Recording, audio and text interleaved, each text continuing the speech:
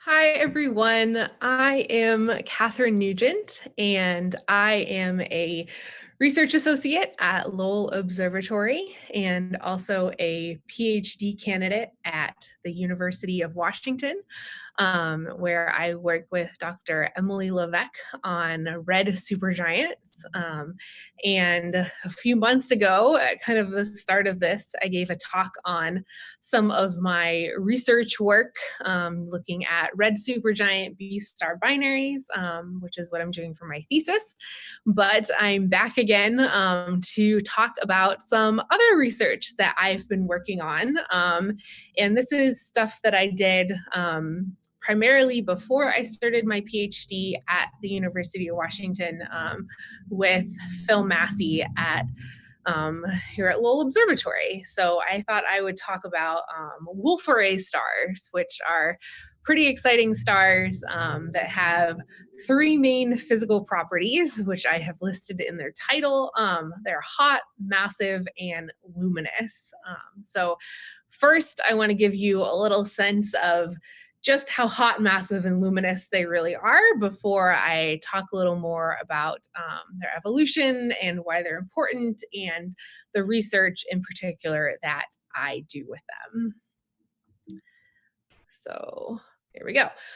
So Wolf-Rayet stars, they are hot. So let's put this into perspective. So people, here we are. We are around 310 Kelvin. Astronomers often use Kelvin as a temperature instead of Fahrenheit or Celsius. And so in terms of what astronomers use, people are 310 Kelvin. The surface of the sun, on the other hand, is around 6,000 degrees Kelvin. So as you would expect, the surface of the sun is much, much hotter than us. And so if we then compare these to a Wolf-Rayet star, we find that Wolf-Rayet stars are 30,000 to 150,000 degrees Kelvin. So this is on their surface. They are over 30 times hotter than the surface of the sun. And so this is a nice little image from HST of Wolf-Rayet 124, so a Wolf-Rayet star in our own galaxy. And they range in temperatures, just like kind of different types of stars range in temperatures based off of their size, their luminosity, their evolution. But the main takeaway is that they are very, very hot. They are some of the hottest stars in the universe. And so we now know they're hot. They are also massive. So if we take the mass, we often, astronomers, measure mass in kilograms. And people obviously range in mass, but just kind of a number that could be associated with a person is 80 kilograms. The sun, on the other hand, is 2 times 10 to the 30th kilograms, and so much, much larger. And if you look at kind of the mass of the sun relative to the mass of the entire solar system, the sun is essentially takes up almost all of the mass of the solar system. So like 99.99% of the mass of the solar system is taken up by the sun. So the sun, in terms of our solar system, is certainly the most massive thing. However, if we then compare that to Wolf-Rayet stars, Wolf-Rayet stars can be 30 to over 200 times the mass of the sun. So they are incredibly massive stars. Again, some of the most massive stars in our universe. So we now know they're hot and they're massive. Next is luminous. So people, I mean, we do kind of have a luminosity, like we are giving off heat, but when I Googled luminosity of a person, not a lot of very legit things came up. So let's just say for now that in the grand scheme of things, we're not very luminous. Yeah, we create some body heat, you know, we eat some things, but our luminosity compared to the sun is not that great. The sun, on the other hand, is quite luminous. It gives off around 4 times 10 to the 26 watts. But if we compare this to a Wolf-Rayet star, actually not that much. So Wolf-Rayet stars, again, some of the most luminous stars in the universe. They are 150,000 to 5 million times more luminous than the sun. And so they are some of the most luminous stars in the universe. If you look out into another galaxy, they are some of the most luminous stars that you see. This does not necessarily mean that they are the brightest stars because of their temperatures. The brightest part of their spectrum is actually in a wavelength range that we can't see with our eyes. It's in the ultraviolet. Because they're so hot, their brightness peaks in the ultraviolet. So while they are very bright stars because they are so luminous in other galaxies, they are not the brightest stars that we see when we look at another galaxy. Still, overall, what's called their bolometric luminosity, so their luminosity over all wavelengths, they are the most luminous stars.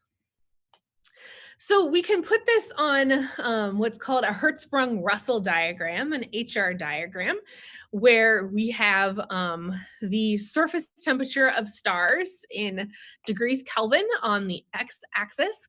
Kind of confusingly, it goes from hot on the kind of on the left side, so where it's blue, to cooler on the right side. That's just how HR diagrams work. We have cool stars on the right and hot stars on the left. But then luminosity compared to the sun increases on the y-axis.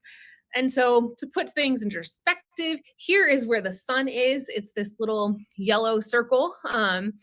And so it's in, as I said, around 6,000 degrees Kelvin, and then obviously 1 solar luminosity. And it's a pretty normal star on the main sequence burning through its hydrogen. So if we want to put Wolf-Rayet stars on an HR diagram, here are the temperatures and luminosities that I showed on the previous slide. And so if we put those on here, we see that they're in the very, very upper left-hand corner. And so they're almost off of this plot. They are that luminous and they are that hot. And so these are, as I said, again, some of the hottest and most luminous and most massive stars in our universe. And so the obvious question is then, where do they come from? How do these stars appear and exist? And so they come from what's called a main sequence star. And so main sequence star is a star that it's burning through its hydrogen. And this is an O-type star. And so I've kind of highlighted in blue on the HR diagram where these stars exist. And so essentially, these are O-type stars that are greater than 30 solar masses, so very massive stars to begin with, and they're hydrogen burning. And so this is how a Wolf-Rayet star begins its life. Eventually, over time, it's going to burn through more and more of its hydrogen. It's going to start heating up, and it's going to leave what is called the main sequence. And that's where a star spends most of its life. And once it leaves the main sequence and is burned through its hydrogen, then it has become an evolved massive star. And for O stars greater than 30 solar masses, they will turn into Wolf-Rayet stars. And once they get to this point, their evolution can be likened to basically peeling an onion layer by layer with strong stellar winds doing the work. So I'll talk a little bit more about these strong stellar winds in a minute, but essentially here we have a beautiful onion, note, not to scale. And this is an O star. We have hydrogen on the surface, and then deeper, we have different layers. And so essentially, over time, if we have these strong stellar winds, they're going to strip the outer material off. And so once hydrogen is kind of burned through, we're going to have the hydrogen burning byproducts. We'll have helium and nitrogen. And this is what we call a WN type Wolf-Rayet star. And so the N comes from the nitrogen. It is nitrogen rich. And so if we see a Wolf-Rayet star, I'll show you a spectrum in a little bit. If it has nitrogen and helium in it, then it is a WN type star. Now, if the stellar winds are strong enough and they can still pull off even more material, then they're going to pull off the helium and the nitrogen, and you're going to be left with carbon and oxygen. And this is a WC type Wolf-Rayet star, or a carbon-rich Wolf-Rayet star. And so, as I'll talk about in a little bit, the strength of the stellar winds really dictates kind of the types of Wolf-Rayet stars that you're going to find. And so what happens after this? Well, they keep burning through heavier and heavier elements, and then eventually they get to iron, which they can't burn anymore, and they explode as supernova. And so this is obviously very exciting, a very exciting end to a massive star's life. And this also makes them very important. And so here is a periodic table that shows the origin of the solar system elements. And what I want to draw your attention to are the green boxes, the green elements, which come from exploding massive stars. And so when these Wolf-Rayet stars and other massive stars, such as red supergiants, explode, they enrich the interstellar medium with these heavier elements. So this oxygen, some carbon, some nitrogen, some silicon, aluminum, all of these things that are green on this periodic table, these all came from exploding massive stars. And so they're incredibly important to understand and study, because this is how these heavier elements exist in our solar system and in us, is coming from these Wolf-Rayet stars that explode. And so it's really important to learn as much as we can about them so that we, can learn how we came to be. However, so they create all these heavy elements, that's great, but they're incredibly rare. And so this is because of basically it's easier to create a lower mass star. And so say you have a bunch of stuff floating around in the universe, bumping into each other and kind of coalescing into a protostar. It's easier to create kind of a smaller protostar, say a solar mass star or smaller. It's much harder to get all of that material into, say, a 20 or 30 solar mass blob that turns into a star. And so for every 20 solar mass star, there are 100,000 solar type stars. But these aren't even the massive stars that turn into Wolf-Rayet stars. We need even higher. And so 30 solar masses or above. But for every 100 solar mass star, there are over 1,000,000 solar type stars. And so this is pretty crazy. And so there aren't that many of them out there, but yet they're creating all of these heavy elements. So how do we find them? So I'm an observational astronomer. I like to go and take pretty pictures of things and spectra of astronomical objects and try and figure out what they are. So say I want to go out and find some Wolf-Rayet stars. How do I do that? So I was talking about these stellar winds that essentially peel the onion layer by layer. And I just want to give you a sense of their strength. And so we sometimes think of stellar winds on the order of like solar winds, like the things that create the aurora. And these are 10 orders of magnitude stronger than that. And so the average stellar wind for kind of a normal Wolf-Rayet star is around 10 to the -5 solar masses per year. And because of the -5, that might not sound like that much, but that actually equates to around 15 Earth masses per year. So every year, these stars are losing 15 Earths. So that's a lot of mass. And so these stellar winds are very strong. And because of that, they show up in what's called their spectra. But first, just one thing to note is that the strength of the stellar winds is highly dependent on what we call the metals in the environment. And so, if there are more metals in the environment, then the stellar winds are going to be stronger. And to orient you to astronomer periodic table, this is the periodic table for astronomers, essentially saying that everything that isn't hydrogen and helium is a metal. So maybe not what you learned in chemistry, but this is what astronomers say. And so when I talk about the metallicity or the metal content of a galaxy, basically it's anything that isn't hydrogen or helium. And so I mentioned the spectra, and that these strong stellar winds show up in the spectra of the Wolf-Rayet stars. And so just brief spectroscopy 101. So to get a spectrum, this is one of the kind of main ways that astronomers get information about objects. So you have the star over on the left. We have a star. We have the light from the star going into a prism, and the prism splits the light out. I mean, same idea as a rainbow in the sky.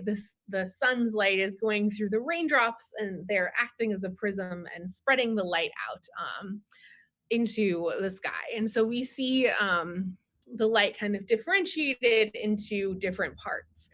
And so on the right, we have what is a spectrum. And so essentially on the x-axis, we have wavelength.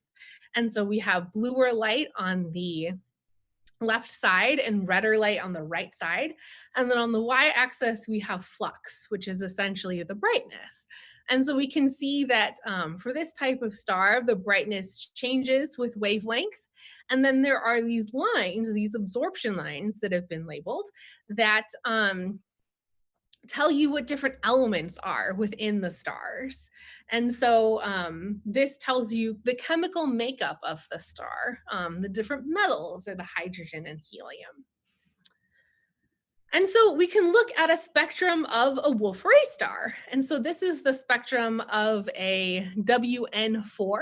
So it's a nitrogen-rich Wolf-Rayet star. Again, we have the wavelength on the x-axis. And so we have kind of bluer light on the left and redder light on the right. And then we have the relative intensity or kind of the brightness on the y-axis.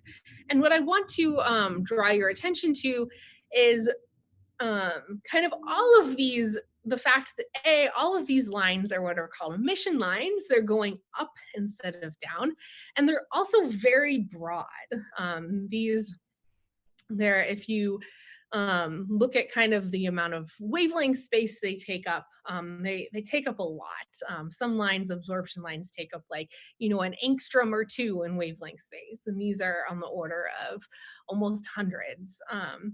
Or tens at least. And so here we have helium-24686 that I've highlighted is this strong, broad emission line. And these strong, broad emission lines come from these strong solar winds. The reason that they are so broad is because the stellar winds are so strong. And so these lines make Wolf-Rayet stars not, I won't say easy to find, but easier to find because we can essentially look for stars that have a spectrum that looks like this. And we can do that using another technique called photometry. And so here's photometry 101. We have an image of a galaxy from HST. And then all around it, we have different images of the same galaxy taken in different filters. And the filters are letting in different wavelengths of light. And so over in the bottom left corner, we have the ultraviolet light shown as kind of this purple blob. And then as we go all the way around, we get to the infrared light shown as red. And so the idea is that the same galaxy, if you look at it with different filters and you look for different little bands of light, you will see it and you will, it'll look different and you'll learn different things about it. And so we can take a similar approach with our Wolf-Rayet stars to try and find them. And so here we have the spectrum of a Wolf-Rayet star, and in black it says a WM3, so it's now a nitrogen-rich, another nitrogen-rich Wolf-Rayet star, and we have that strong broad emission line right in the middle of helium-24686. And so what we can do is we can create a filter system, one of which only allows light that is right near that helium 24686 line. And so that on here is that blue kind of bell-shaped curve that says WN. And so the idea is that if we only allow light in, we block out all the other light that isn't coming from that little wavelength range, then the Wolf-Rayet star should appear quite bright if we take a picture of it, just using that filter. And then conversely, we have what's called a continuum filter, which is the green curve that's right next to it. And the Wolf-Rayet star shouldn't look as bright because if you notice, there's no line there. There's no emission line where that green curve is. And so it should appear much dimmer. And so essentially, we can go around a galaxy or a region of the sky and take pictures using these two different filters, and then use what's called image subtraction and essentially subtract the continuum image from the Wolf-Rayet star image. And hopefully the Wolf-Rayet star should just pop out. And so here's an example of that. Here we have the Wolf-Rayet star image on the top, and then the continuum image in the middle. And then if we use image subtraction, we see the result. And so this is a field in the Small Magellanic Cloud. And one thing to notice is that the stars, if we just kind of look at the images, it's not immediately obvious that they're dimmer in the continuum image. And so that's why we really need a computer program to do this image subtraction for us. Because once the computer looks at it and is able to actually determine that there are these minute brightness differences between the two images, it actually allows us to find these Wolf-Rayet stars. And so this is a process called interference filter photometry, and it's used for a bunch of different astronomical techniques. And so this is how we used it to find Wolf-Rayet stars. And so we did this, my collaborators and I, in the local group galaxies of, we have the Small Magellanic Cloud in the upper left, and then to the right of it is M31, the Andromeda Galaxy, and then below it is M33, Triangulum, and then back over to the left, we have the Large Magellanic Cloud. And it's really exciting to be able to look at these galaxies for a few reasons. So one is that they are nearby, which means that we can resolve individual stars. And so we can actually get spectra of individual stars in these galaxies. Obviously, there are many galaxies out there, but some of them are too far away for, even with the most powerful telescopes, for us to be able to resolve individual stars. And one thing that makes this important is that, yes, we are in our own galaxy, the Milky Way galaxy, but because we're inside of it, we can't see all of the stars in the galaxy. We're off on one spiral arm, and so we can't see the stars over here as well because the disk, the bulge, is in the middle. And so if we want to try and get kind of a complete sample of a type of star, such as a Wolf-Rayet star, then going to the galaxies of the local group are really helpful for that, because we can actually get a complete census of different types of stars in these galaxies. Another thing that's really exciting about these galaxies is I was talking about how the metal content can change the strength of the stellar winds. And the metal content varies quite drastically across these galaxies. So in the Small Magellanic Cloud, it's around a quarter times that of the solar neighborhood, whereas in M31, it is around 1.5 times that of the solar neighborhood. And so this gives us a sense of how the Wolf-Rayet star population will change as the metallicity or the metal content changes. So we did some observing campaigns in these galaxies, one of which was in the Large and Small Magellanic Cloud. And for this, we went down to Las Campanas in Chile, and we did the photometry, the interference filter imaging on the SWOPE 1 meter telescope. And so here is an image of the SWOPE, and I have circled the Large Magellanic Cloud in a yellow circle. And if you ever get a chance to go to the Southern Hemisphere to a dark site, both the Large and Small Magellanic Clouds are pretty stunning in the sky. They really do look like little clouds. And then the main kind of cloudy part of this is the Milky Way galaxy going through kind of the middle of the image. And so one thing that is hard about observing the Large Magellanic Cloud, especially all of it, is that, as the name suggests, it is quite large. And so it's around 7 degrees on a side. And so we wanted to observe all of it through with the SWOPE telescope.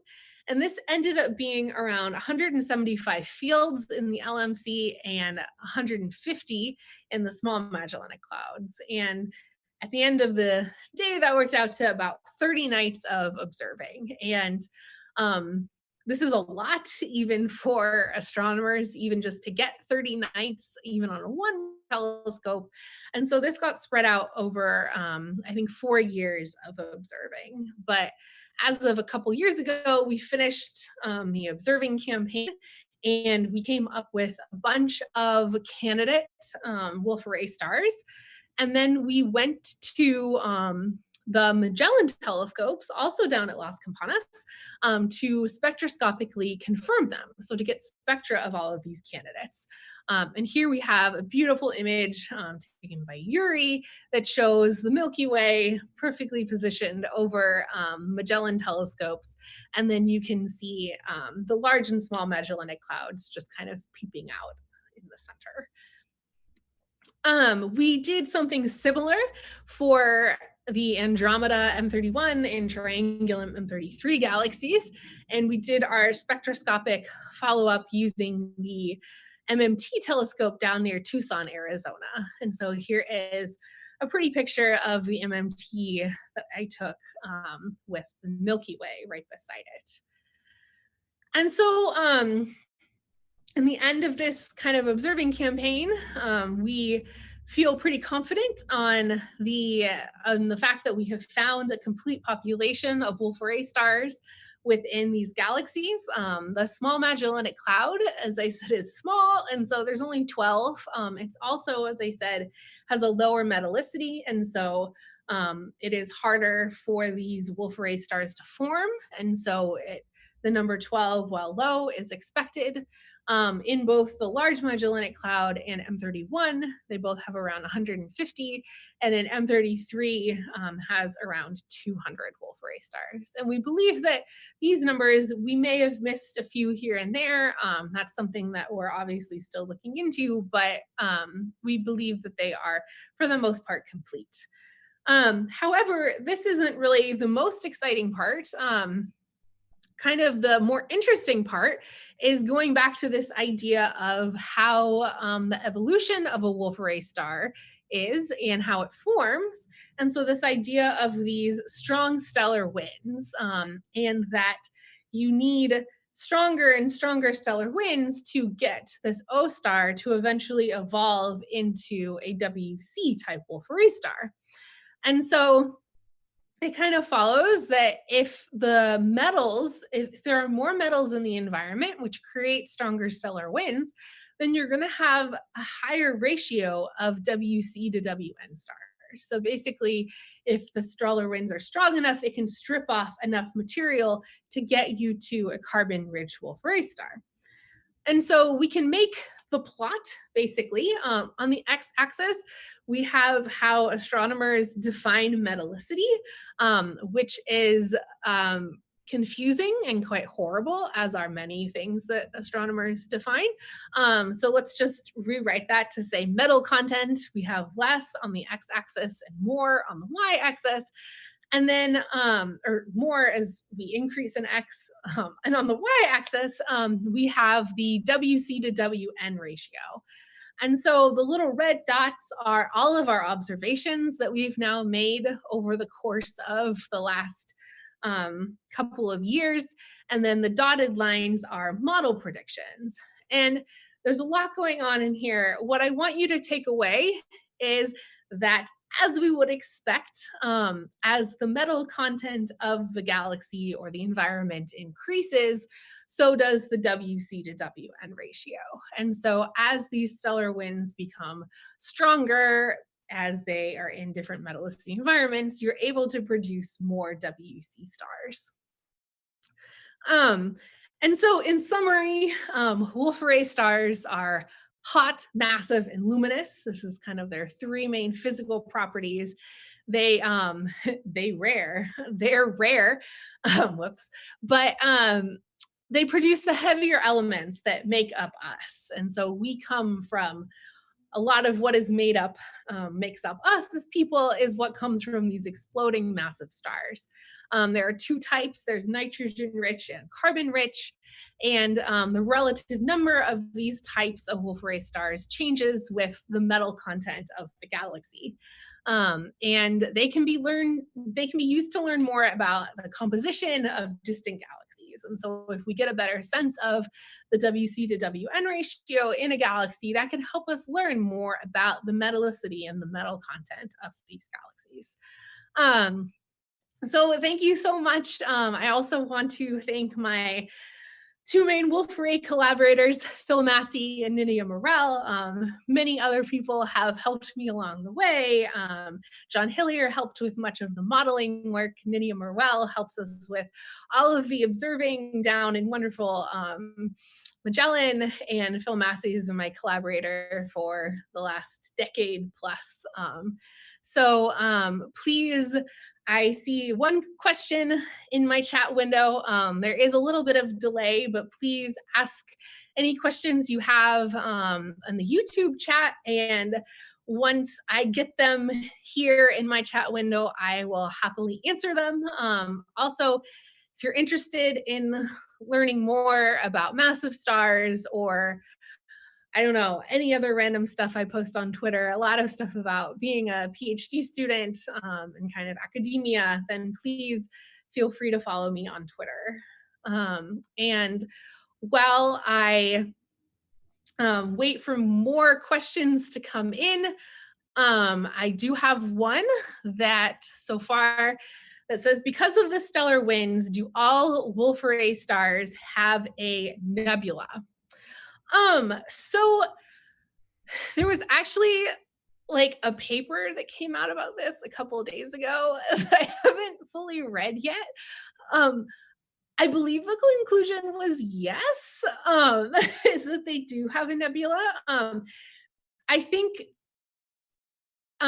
definitely just the idea that they are puffing out so much material.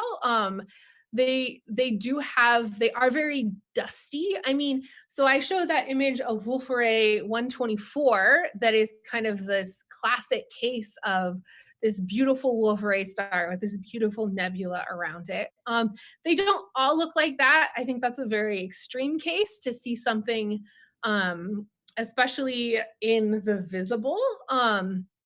But I think they are very dusty stars, not as dusty as, say, red supergiants. And so while I can't answer your question exactly, I can say that I believe that there was a nice paper on this a few days ago that I probably should have read to better be able to answer that question.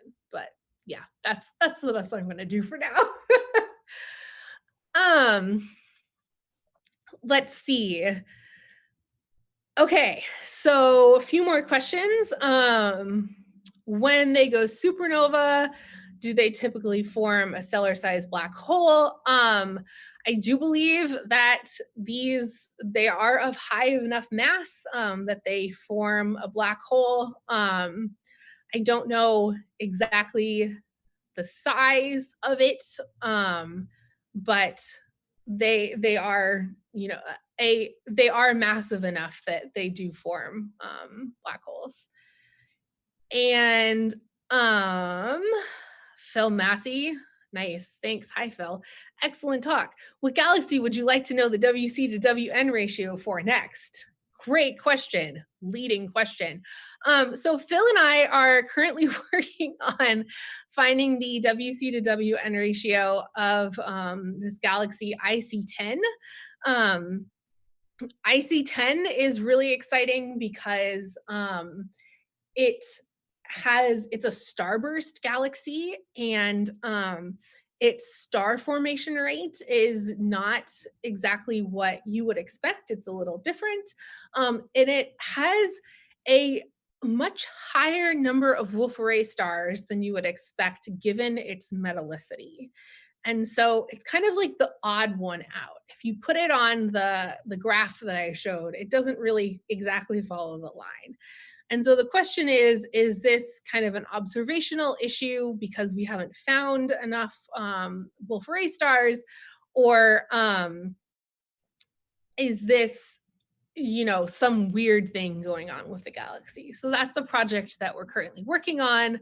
And part of what, and this kind of leads into one of the next questions, is a lot of, so the galaxies that we've looked at, the Magellanic Clouds and M31 and M33, they are close enough such that we can observe spectroscopically these stars on reasonably sized telescopes. So, you know, we were using 6.5-meter telescopes for the spectroscopic confirmation.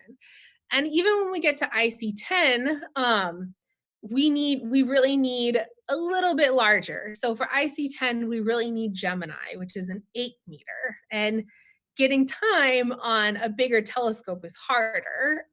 And so that is making the process for confirming these Wolf-Rayet stars longer because it's harder to get the time.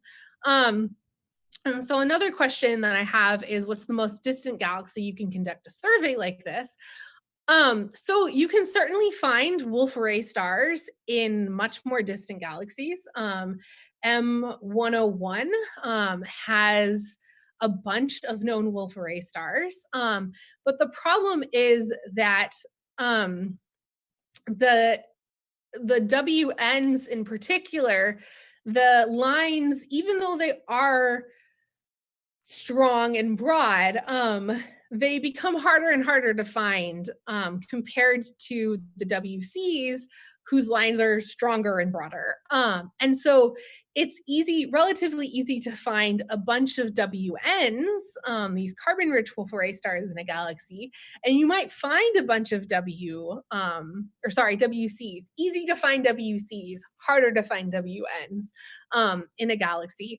But it's really hard to know that you're complete. And so as of right now, we really believe that in terms of observationally complete, IC10 is kind of pushing the limit, but M31, M33, and the Magellanic Clouds we're happy with.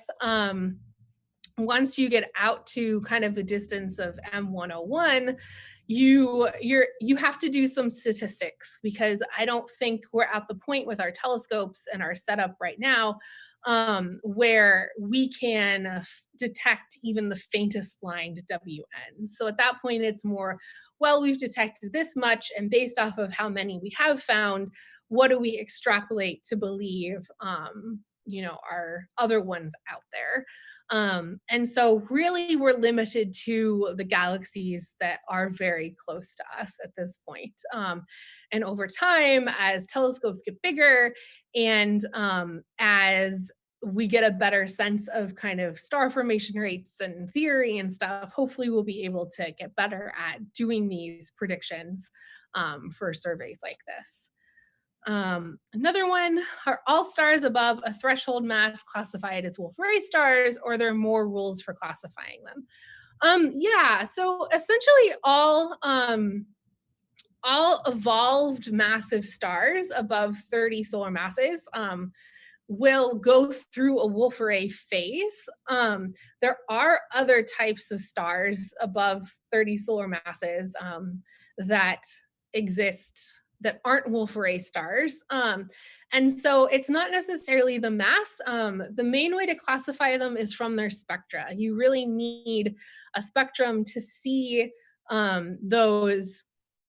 those broad emission lines, that broad helium-24686. So from a spectrum, it's relatively, I would say, based off of all the stars I've worked on, Wolf-Rayet stars are the easiest to classify if you have a spectrum, just at least just saying, hey, it's a Wolf-Rayet star, or hey, it's not. Um, and so, yeah, and so there are other types of massive stars that are above 30 solar masses, but they all will go through a Wolf-Rayet phase at some point. Let's see. Do we have Wolf-Rayet stars in our own galaxy? Yes, we have many. We actually have hundreds. I don't know what we're at right now. Maybe less than 1,000, maybe more than 1,000. We have a lot, and that's because of the metal content of our galaxy and the star formation rate. And so that one image that I showed, kind of the first slide, and when I was showing the Wolf-Rayet images, comparing it to the sun and us, that was Wolf-Rayet 124, and that is in our own galaxy. And so there are many Wolf-Rayet stars in our own galaxy, and they're very interesting to study. It's hard to get a complete sample of Wolf-Rayet stars in our galaxy, because we can't see all the stars in our galaxy. And so that's why going to other galaxies outside our own is important. Let's see. How old do these things get before they go supernova? They're massive, they can't last too long. Yes. Oh man, what are their ages? I don't know. I'd be making something up, and I don't want to be totally wrong. They are very short-lived. They are very massive. They are very, very short-lived, which is why another reason why their numbers, they're so rare, is that they burn through all of their material so quickly that they, there just aren't that many of them. But we're talking about like millions of years, and also depends on, like, when you say how old do they get, they do go through the whole protophase, they go through the whole O star main sequence phase, and so Wolf-Rayet stars themselves are a very short-lived phase, but if you include kind of their main sequence phase as O stars as well, like, it is then again much longer, and then obviously the protostar phase. Let's see. Broadly speaking, why is nitrogen outside and CNO inside? So it's just heavier and heavier elements. And so you have hydrogen, and you go through hydrogen burns into helium. And so as you heat up, you can create heavier and heavier elements. And so carbon and oxygen are going to be heavier than nitrogen. And so you just kind of go down the heavy elements on the periodic table and eventually you get to iron, and essentially the star can't burn that, and it freaks out and explodes as a supernova. And so you need more and more heat to get the heavier and heavier elements. And after you start kind of the chain reaction of getting through hydrogen and going to helium and then nitrogen, that's how you're able to get to these elements. And then another one, why do galaxies have different metal contents? So I don't know the exact answer to this. I don't know as much as I should, maybe, about galaxy formation, but it just has to do with how they're formed, kind of their birth environment. certainly, so if you have um, even like different pockets. So like M33 has a metallicity gradient. And so it has a different metallicity in the outer region as in the inner region. And that just has to do with, I'm sure there was complex, somehow it formed that way so that there were, you know, more of these short stars like these Wolf-Rayet stars, when they explode, they increase the metal content of the galaxy. So if you have kind of these short-lived massive stars that are populating the interstellar stellar medium with these heavier elements, then that's going to increase the metal content of the galaxy. So it has to do with the types of stars that are forming, the ages of the stars, the sizes of the stars, what exists in that region of the galaxy all kind of comes together to form kind of the overall metal content. And certainly, like, this is when I talk about the metallicity of the galaxy, like putting a number on an entire galaxy is a pretty broad brush. Like, you know, there are different pockets that will have a different metal content, but overall, you can kind of give a general number to the region of the galaxy. And would Betelgeuse fall into this category? No. So Betelgeuse is a red supergiant, and so that's what I'm the type of star that I'm doing my thesis on. So it's actually, it also is an evolved massive star, but it falls. It comes from a lower mass O star, so it's from like an 8 to 29 solar mass O star, and red supergiants are also very luminous, also very massive, but cool. They are the coolest of the stars. And so, or coolest of the massive stars. And so the red supergiants, if we go back to kind of that HR diagram, they're on the far right-hand side, where these stars, the Wolf-Rayet stars, are on the left-hand side because they're much, much hotter. Um, let's see, are there any more questions? I think I've gone through everything. Okay, wonderful. Well, sounds like there aren't any more questions. Thank you so much for listening, and feel free to email me or follow me on Twitter if you have any more questions about massive stars. I'd be happy to answer them in the future. Okay, thank you so much.